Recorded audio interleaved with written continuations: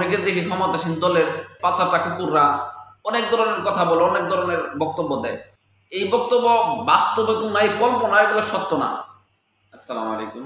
আসলে বর্তমান বাংলাদেশের যে পরিস্থিতিতে অনেক কিছু বলার থাকে, অনেক, কিন্তু বলতে পারি না সময় সাপেক্ষে, সময়ের সমস্যার কারণে বা বর্তমান পরিস্থিতির কারণে।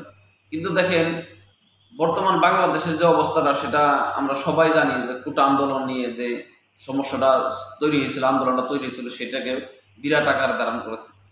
এই কোটা আন্দোলনে শুধু ছাত্ররাই শুরু করছে। এখন তারপরে বিভিন্ন দল, রঙ্গ সংগঠন তারা আসার চেষ্টা আসছিল। তারা কিন্তু মূল আন্দোলনকারী নয়, আন্দোলনকারী ছাত্ররা। তাহলে এই আজকে আমরা নিউজে শুনি, এক এক নিউজে এক এক রকম শুনি যে 200-300 এরকম ছাত্র মারা গেছে, তাদেরকে শহীদ করা হয়েছে, খুন করা হয়েছে, গুলি করা হয়েছে। আমরা এর তীব্র নিন্দা জানাই, এর তীব্র প্রতিবাদ জানাই। কারণ আমরা আস্তে ছোট কণ্ঠে আমরা বলতে চাই যে বাংলাদেশ যারা কিনা এগুলা করে, তারা মোটেও বাংলাদেশে ভালো চায় না। আমরা শুনি যে এরকম যে যারা কিনা আন্দোলন করতেছে, তাদের দেশপ্রেম নাই, তাদের কোনো দেশের জন্য কোনো মহব্বত নাই, তাদের মুক্তিযুদ্ধের চেতনা নাই। কিন্তু মুক্তিযুদ্ধের চেতনা যদি কিনা এই হয় যে সাধারণ মানুষকে, সাধারণ ছাত্রকে গুলি করা,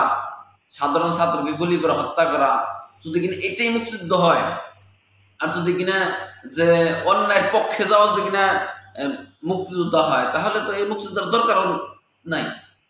তাহলে তো এটা তো আর কি বিকৃত করা, মুক্তিযোদ্ধার নামে বিকৃত করা। বাংলাদেশ স্বাধীন হয়েছে তখন সাধারণ মানুষের জন্য কাজ করেছে।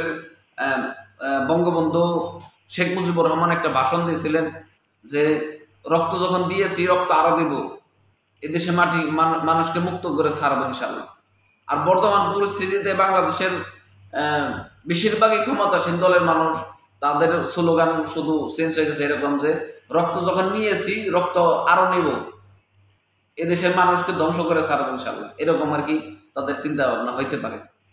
আমি কিন্তু কোনো দল করি না, আমি কোনো দলের পক্ষে আসতেছি না, কিন্তু আমি মুসলিম যারা কিনা মাজলুম, তাদের আমার দেখে আমার খুব কষ্ট লাগে। বর্তমানে আমরা যখন অনলাইনে একটুটাকে দেখি, খুব কষ্ট লাগে যে বাংলাদেশ হইতেছে কি, এটা তো কোনো দেশে হইতেছে না। আমি শুনছি যে শ্রীলঙ্কার যে অবস্থা, শ্রীলঙ্কার সরকার কিন্তু ছাইরা দিছে, এই রাষ্ট্র ছাইরা দিছে, সে 10 জন শিশু হত্যা করেছিল, 10 জন আর কি, তার ক্ষমতাসীন সময় 10 জন হত্যা করেছিল। আর এই 2024-এ এসে বাংলাদেশে প্রায় 200-300 ছাত্র হত্যা করছে, শহীদ করেছে ছাত্রদের।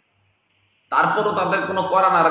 আমি অনেকে দেখি ক্ষমতাসীন দলের পাঁচাটা কুকুররা অনেক ধরনের কথা বলে, অনেক ধরনের বক্তব্য দেয়। এই বক্তব্য বাস্তবে তো নাই, কল্পনা, এগুলো সত্য না, এরকম তারা বলতে। কারণ মনুষ্যত্ব যদি থাকতো মানুষের, তাহলে মানুষ বিবেকটা চালু রাখে, বিবেকটা কাজে লাগায় কথাবার্তা বলতো। যেন আমার প্রতিবেশী বা আমার প্রতিপক্ষকে আমি খালি হেয় করার জন্য আমি যা মুখে আসলো তাই বলে গেলাম, এটা কিন্তু মানুষের কাজ নয়, এটা কোনো বিবেকবানের কাজ নয়। যেমন কুকুর অযথা ঘেউ ঘেউ করবো, কুকুর মনে করেন আপনি খানা দিলেও ঘেউ করবো, আপনি যদি লাথি দেন তারপরও ঘেউ করবো। আর মানুষ কিন্তু তা না, মানুষ এরকম করবো না।